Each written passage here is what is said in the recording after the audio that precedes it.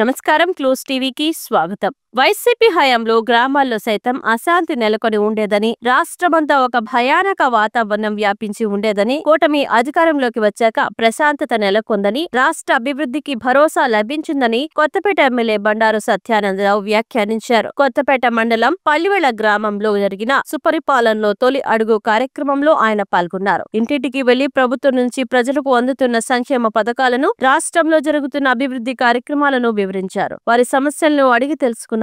పల్లివేళ అభివృద్ధికి విశేషంగా కృషి చేస్తున్నట్లు తెలిపారు. ఈ సందర్భంగా పలువురు లబ్ధిదారులు ఎమ్మెల్యే బండారు వద్ద కూటమి ప్రభుత్వ పాలనపై సంతృప్తి వ్యక్తం చేశారు. 4,000 రూపాయల పెన్షన్ అంతకుముందు చంద్రబాబు రాకముందు ఎంత 3,000 2,000 వచ్చేదండి. మొన్న ఎలక్షన్ ముందు 3,000 వచ్చేది. ఈయన వచ్చాక ఎంత చేశాడు? ఒకేసారి 4,000, ఒకేసారి 1,000 రూపాయలు పెంచి 4,000 రూపాయలు వచ్చిన సంవత్సరం నుంచి ఖచ్చితంగా 3,000 దాటకుండా అందిస్తున్నారా లేదా? మీకు ఇస్తున్నారా? మీకు